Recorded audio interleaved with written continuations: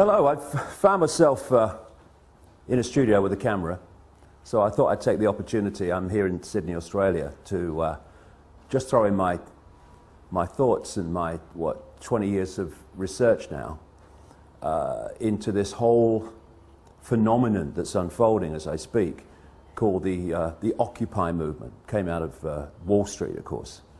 And it's a great thing. It's fantastic that people are waking up to the point where they're saying, I'm a slave, and I ain't having it anymore. That's the great Rubicon that needs crossing so we can do something about this.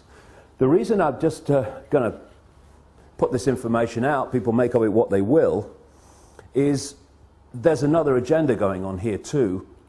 And if the genuine response to this grotesque enslavement of humanity in terms of finance and in terms of so many other things is going to be challenged effectively, then people need to get streetwise to what this other agenda is. And also the fundamentals of what we're dealing with. So I'm going to take it in stages. First of all, the fundamentals of what we're dealing with. If anything is going to happen that's going to change this tyranny of global banking and global finance, then first of all, the way that money is created, or what passes for money is created, has to fundamentally change. If this doesn't change, nothing's going to change, because the power doesn't move. There's no change in the power dynamic of money creation, because people don't realize this in vast, vast numbers, that when you ask the question, how is money created, where does money come from, people have this kind of feeling, well, it's the government's in it. No. Overwhelmingly, massively overwhelmingly, it is not the government. It is private banks, which, if you do the research, owned by the same people under different names, the same network under different names. Private banks are creating what we call money out of fresh, bloody air, and then charging us interest on it. And it works like this. If you go into a bank and you borrow $50,000, what does the bank do? Does it move precious metal anywhere? I mean, what does it do? What it does is it types into your account $50,000. And from that moment, you start paying interest on $50,000 that has never, does not, and will never exist. Fresh air, theoretical money called credit. This has been allowed to happen because, again, when you do the research, the same networks that control governments and therefore pass legislation to do with banking are the same networks that control the banks and the banking system. Therefore, laws have been passed called fractional reserve lending that allow banks to lend at least, and my goodness, it's at least 10 times what they have on deposit. So when you put $1 in a bank, that bank can now lend 9/10 that it does not have. Fresh air, figures on a screen. Not only that, you borrow $50,000 from a bank. What does it do? It types into your account $50,000. Okay, now you're paying interest on it. But you take $10,000 and you say, I'm going to buy that car, and you give $10,000 to the guy who owns the car to buy the car off him.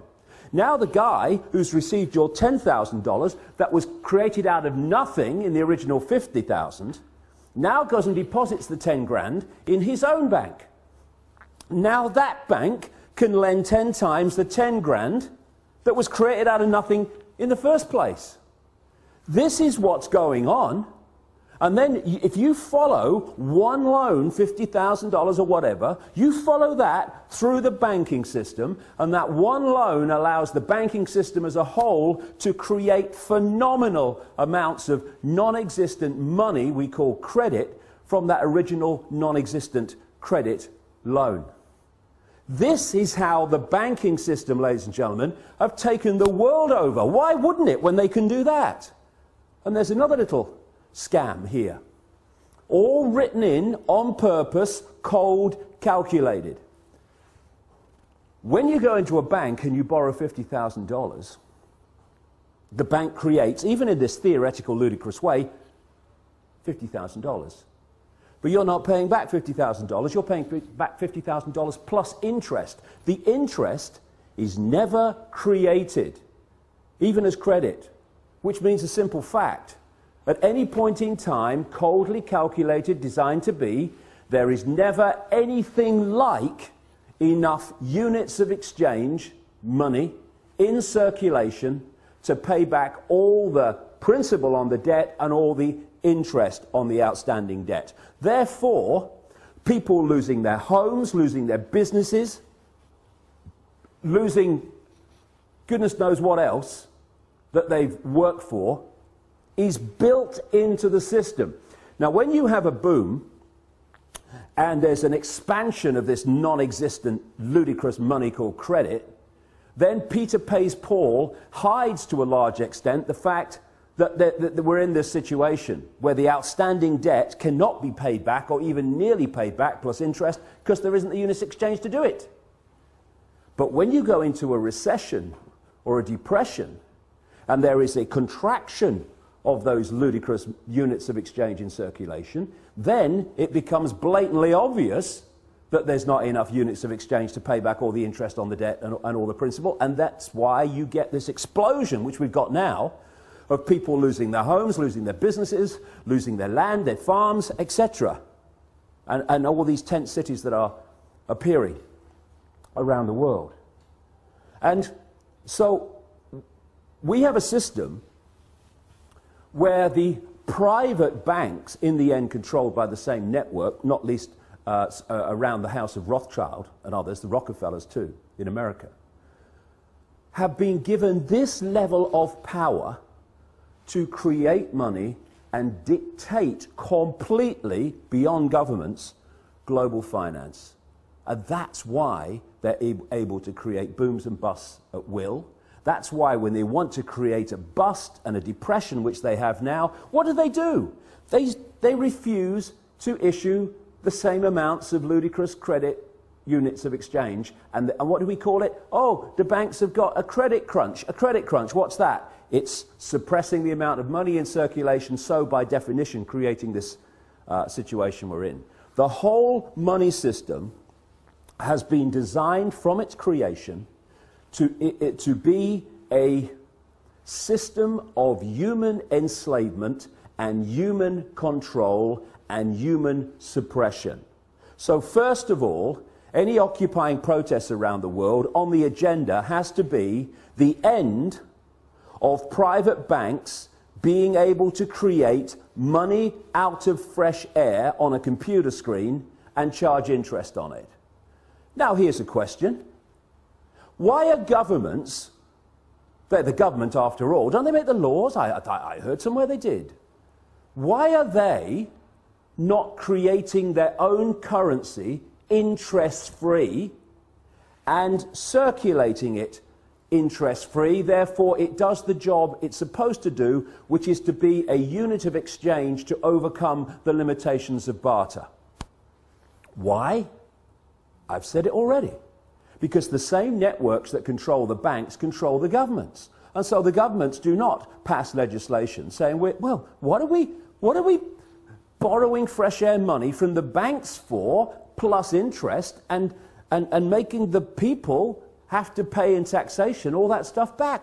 All we got to do is create our own money interest-free, because you see, at the moment, the very unit of exchange which allows economic activity to happen is created at the very start as a debt by people borrowing money from banks called credit.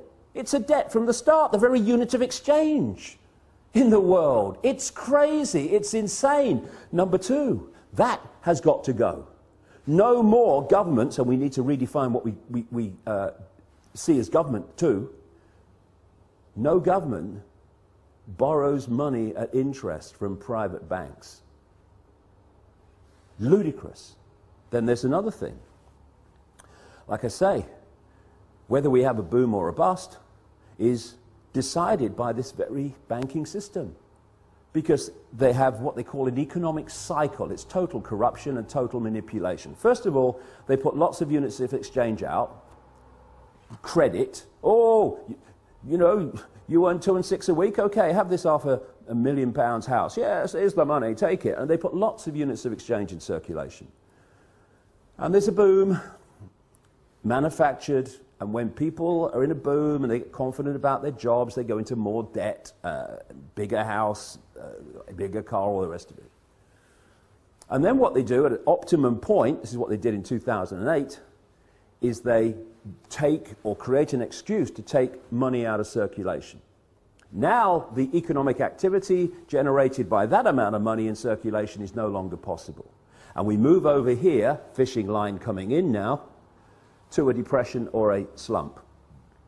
People do not lose their homes overwhelmingly because they don't want to work anymore. They lose their homes because there's not enough economic activity to generate the income to pay the mortgage. Companies don't go bust because they think it would be a bit of fun. They go through a bust because there's not enough demand for their products at a time of a downturn when the money in circulation is being reduced. And what happens?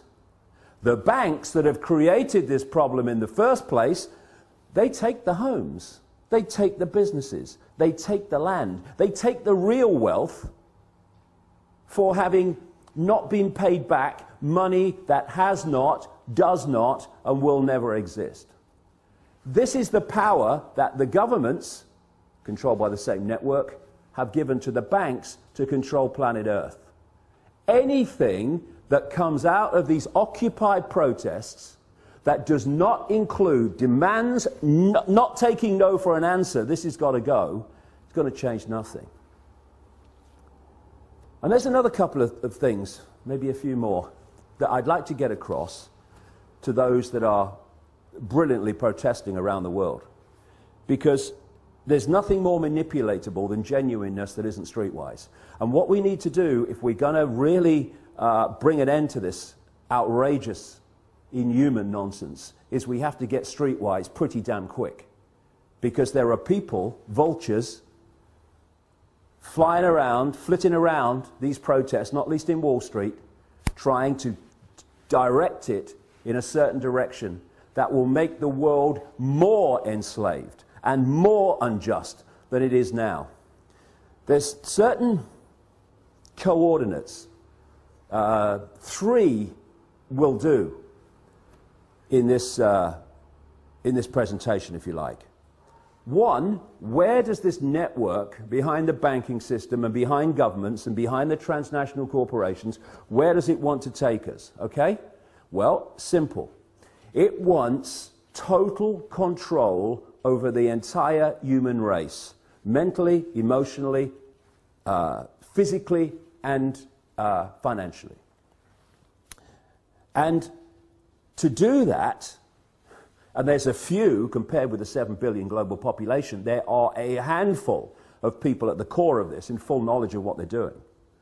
They have to constantly centralize decision-making. Because the more you centralize decision-making, the more power the few have over even greater numbers of people. The other thing that goes on is the more you centralize power, the more power you have centrally to centralize even quicker. So the process of centralization of power, it's been given a word now for a long time called globalization. This can move quicker and quicker and quicker through this process of centralized power, more power to centralize even quicker. What they want to create, I've been writing about this now for nearly 20 years, is they want a world government that would dictate all laws, apart from a few local things. All the major laws will be dictated by this world government, just as the European Union dictatorship now dictates something like 75% of the laws that are passed in Britain. They want a world government then that would dictate to everybody on the planet. They want a world central bank that would dictate all global finance to every what is now countries, though they want to break them up into regions. They want a world army to impose the will of the world government on anyone that doesn't want to accept it. That's what NATO is now. You know, when they're justifying bombing whole cities of civilians on the pretext of protecting civilians, and they say, the world community has decided, we have GH, and the international, that's code for world government. And when they then say, we're going to bring NATO in because the world community has decided, no, actually, America, Britain, France, and one or two others have bloody decided, and Israel. They are talking about NATO as a world army. The idea of this structure, where they want to take us, is to have a world government that says, these people, or this group, or this, what is now a country, is not accepting our diktats, send the boys in.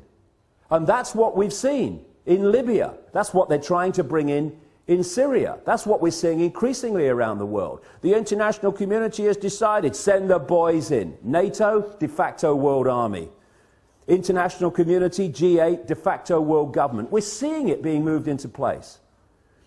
They want a world single electronic currency that would replace all other currencies. No more cash. So now you go into a shop or something, you hand over electronic money, a credit card. The computer says, no, won't accept your card. You least now, still, although it's going out of circulation at an extraordinary rate, you can still say, okay, I'll pay cash. What about when there's no cash and that computer says no to your credit card or your microchip as it's designed to be eventually? That's deciding if you purchase or not. It's all about control. And so they want this world currency, and that's what we're seeing in Europe now. People say, oh, the euro's not working. Look. No, it's not. You know why? Because it's not supposed to work. It's just a stepping stone. You had all those currencies in Europe, in Italy, in France, all these different currencies. They wanted on the process of getting to this world currency to get rid of them. So they replaced them all, nearly all of them anyway, with the euro. Now all those currencies, in one fell swoop, gone. Now we're down to one in Europe, in most countries, the euro. So now what do? They want to make the euro not work as the next stage of getting more and more into this, towards this one world currency. So, another thing to mark the card for anyone involved in these Occupy protests, if any suggestion comes along that we should go to some form of world government, or to, and they're even talking about it now, to a world central bank and all this stuff, no, no, no. Listen, it's centralization of power in this world that has got us into this mess. If you have diversity of decision-making, there's so many points of decision-making, no cabal at the center can dictate that or manipulate that on anything like the scale that it can when you have centralization of power. So we've got the European Union, we've got which is a fascist dictatorship or communist dictatorship, whichever we want to call it. We've got this single currency and all the rest of it, all this economic disaster in Europe, all manipulated on purpose, as it is in America and elsewhere. And I'm seeing people say, well, the answer to all the problems caused by this constant centralization of power, we need more centralization of power. Let's go to a world level now. And yet, as I've shown in my books for 20 years, this is exactly what the plan has been all along. And if we're not very, very careful, many of the Occupy protesters are going to be manipulated, unless they get streetwise about the game and how it's played. They are going to get manipulated into accepting, even demanding, a solution to a problem that is going to make the problem even worse and the enslavement of humanity even more extreme.